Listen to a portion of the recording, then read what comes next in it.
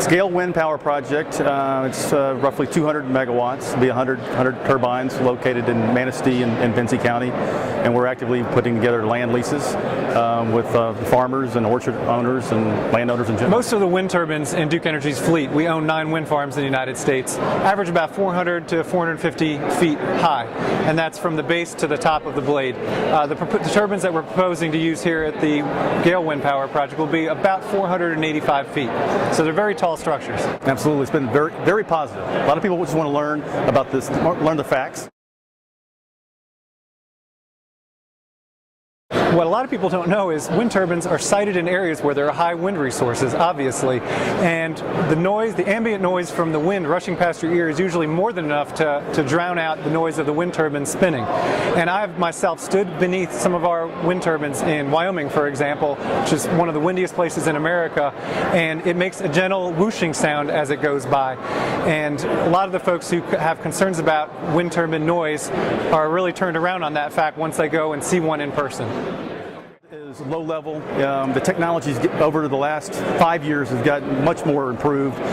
Some of the earlier turbines in California, those are somewhat noisy, but the technology these days is very low sound.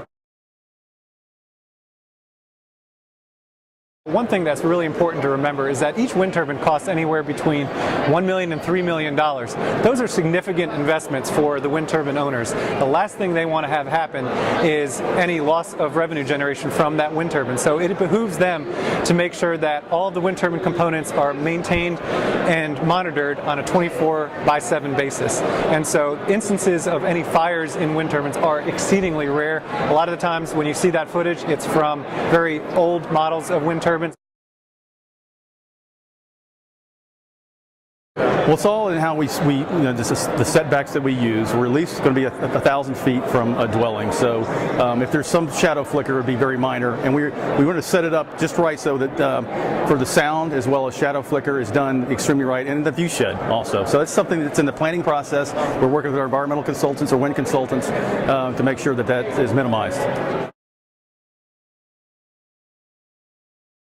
We can work with landowners and with the communities to mitigate the impacts of the view shed from having these wind turbines erected. And so that's one thing we've done at all of our wind power projects is we work collaboratively with the communities and the landowners to make sure that the view sheds are not unduly impacted by the wind turbines. One of our wind power projects that we did in Texas required 25 different reconfigurations because we stopped at every stage in the process and talked to the landowners and talked to the local community, and we said, okay, well maybe we should move this turbine 400 feet this way or 1,200 feet this way, and that way you mitigate a lot of those issues.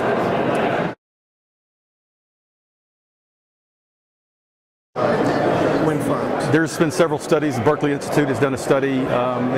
We have it here to show everybody, but there's absolutely no truth that the values of land has gone down. In fact, I would say they probably go up, because if you think about if you find oil and gas on your property, which depletes over time, if you find wind on your property, that's wind that's there forever. So that's going to add to the value. We are estimating that this project will generate more than $60 million in revenue for this particular community over the next 20 years, and that is in property taxes. And then there's also revenue sharing that gets dispersed among all the participating landowners as well. We also talk about the indirect economic impacts of doing a project like this.